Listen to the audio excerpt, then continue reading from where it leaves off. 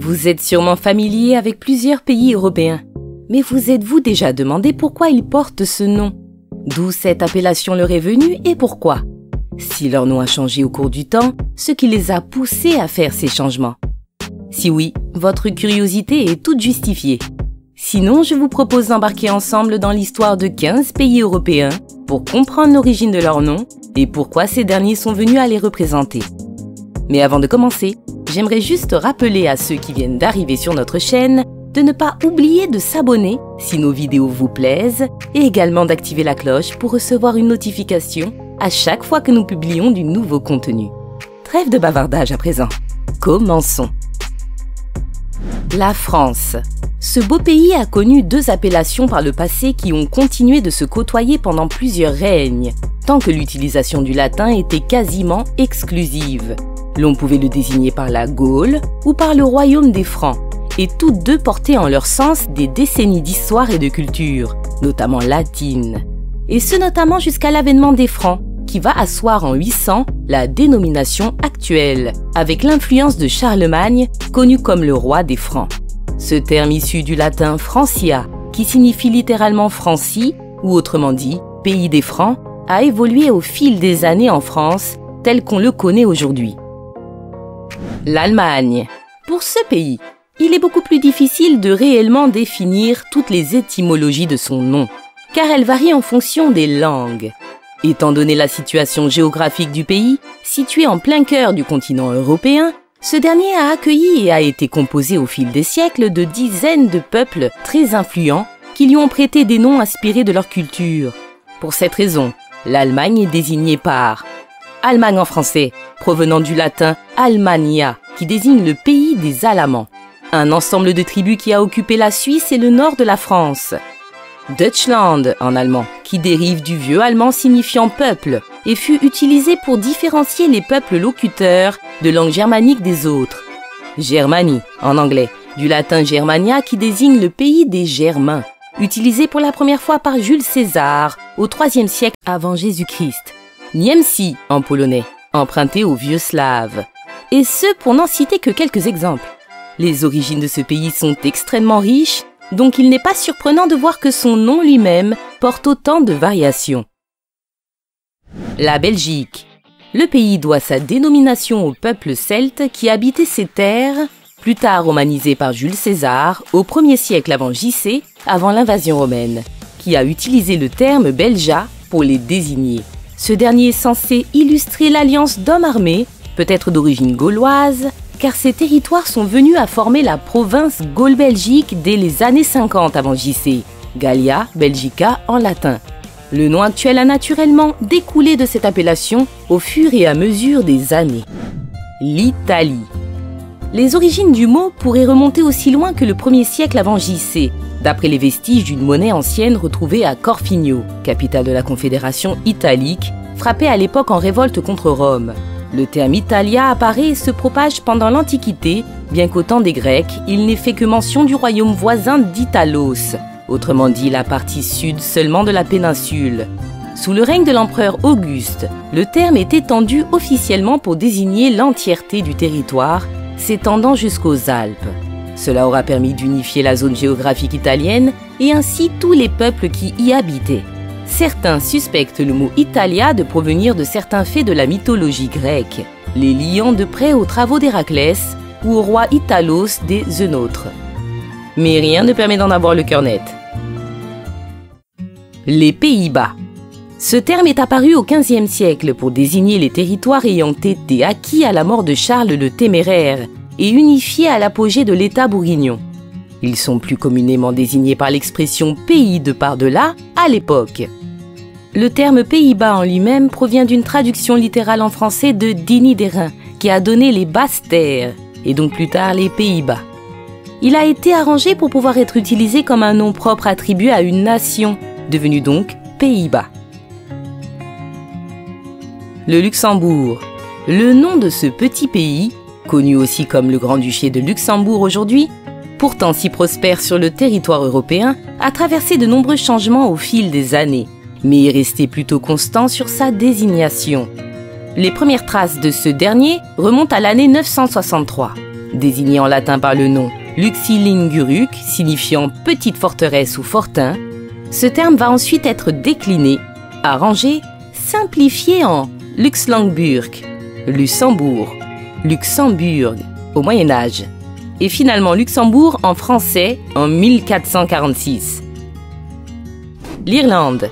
Les variations du nom de ce pays semblent avoir été nombreuses historiquement du fait de ses orientations politiques, passant par la République irlandaise, État libre d'Irlande, tout simplement Irlande, pour devenir finalement la République d'Irlande en 1949. L'origine du nom, qui propre à la langue irlandaise, connaît 3 déclinaisons en forme nominative, dative et génitive. Proviendrait cependant de la déesse Eriu dans la mythologie irlandaise, ayant fusionné avec le terme anglais « land » pour former le nom par lequel nous connaissons le territoire d'aujourd'hui. Le Royaume-Uni. Comme vous le savez sûrement, le Royaume-Uni désigne l'unification de 4 nations, à savoir l'Angleterre, l'Écosse, l'Irlande et le Pays de Galles. Il a été créé en 1801 pour former un État indépendant sous l'autorité de la monarchie britannique, possédant aussi sous son aile plusieurs territoires d'outre-mer anciennement détenus par l'Empire britannique. Ce terme ne possède pas les mêmes ramifications latines qui ont pu être énoncées jusque-là, puisque le terme Royaume-Uni de Grande-Bretagne et d'Irlande du Nord vise simplement à désigner l'union de plusieurs États pour en faire un même royaume uni. Le Danemark. L'étymologie la plus communément associée à ce pays n'est autre que la traduction littérale de Danemark en « le champ des Danes », désignant pour ceux qui ne sont peut-être pas familiers, une région située entre la Germanie et les pays nordiques, peuplée par les Danes, un peuple scandinave. Cependant, cette étymologie semble encore débattue par les linguistes. Le Danemark existe cependant en tant que tel depuis le règne de Harald, réputé pour être le premier roi du Danemark, et celui notamment à avoir unifié la région suite aux justes incessantes pour le contrôle des territoires, notamment pendant les grandes invasions vikings. La Grèce. Il est très difficile de résumer les siècles d'histoire de la Grèce en simplement quelques mots. Le pays et son peuple se sont retrouvés sous plusieurs étendards et par conséquence se sont reconnus sous plusieurs noms à plusieurs périodes de l'histoire. L'étymologie du nom actuel proviendrait simplement du latin Graecia qui désigne le pays des Grecs, bien que de nos jours, le peuple grec se désigne lui-même comme Hellène. Nous allons essayer pour la forme d'énumérer les différents termes ayant servi à les désigner, souvent portés par des distinctions de croyances et de religion. Roméois, autrement dit romain. Hellène, autrement dit païen, non chrétien. Grec, Roum ou Yunnan, désignant les peuples chrétiens non latins et latins. Frangui pour les chrétiens catholiques de rite latin. En somme, à chaque période historique leur était attribué un nouveau nom symbolique, portant sur les croyances de leur temps. L'Espagne. Il semble qu'à ce jour, il n'y ait pas de consensus sur l'origine étymologique claire du terme Espagne, pour désigner le pays tel qu'on le connaît aujourd'hui. L'hypothèse la plus probable semble être, comme pour beaucoup d'autres pays, l'origine romaine du mot, qui n'est autre que Hispania, utilisé pour désigner la péninsule ibérique. Plusieurs auteurs s'accordaient à dire qu'Hispania signifiait la terre des lapins, aussi surnommée l'île des damans. Le daman étant un mammifère leur ressemblant fortement. Une autre théorie bien plus flatteuse semble avoir surgi ces dernières années, liant le nom du pays au peuple phénicien. Il est particulièrement question du terme Hispania, qui signifie la contrée des forges, en raison de la grande renommée des mines d'or de la péninsule à l'époque. Cette théorie semblait déjà avoir été émise en 1767 par un auteur espagnol, mais interprétée comme terre du Nord à la place, du fait de la découverte des côtes espagnoles par le peuple phénicien. Le Portugal. L'origine du nom de ce pays provient de plusieurs contractions de différentes désignations employées depuis le 5e siècle. À l'époque, ce pays était nommé Terra Portucalis, du fait de 2 villes majeures situées à l'embouchure du Douro, fleuve traversant une bonne partie du pays. Portus, Porto, et Cal, Vila Nova de Gaia. Le pays fut également désigné par les termes Portus in Gallia au Moyen-Âge, dont la contraction vint à donner Portingalia, puis Portingal, d'où une autre contraction put être tirée, Portugalia. Dans d'autres langues, l'ancienne désignation semble avoir été conservée, à savoir Lusitania, nom d'une province romaine impériale qui couvrait la plus grande partie du territoire portugais actuel. L'Autriche. Ce pays semble avoir toujours été étroitement lié à sa localisation géographique sur le continent européen, ayant longtemps été le plus oriental des pays de l'Ouest.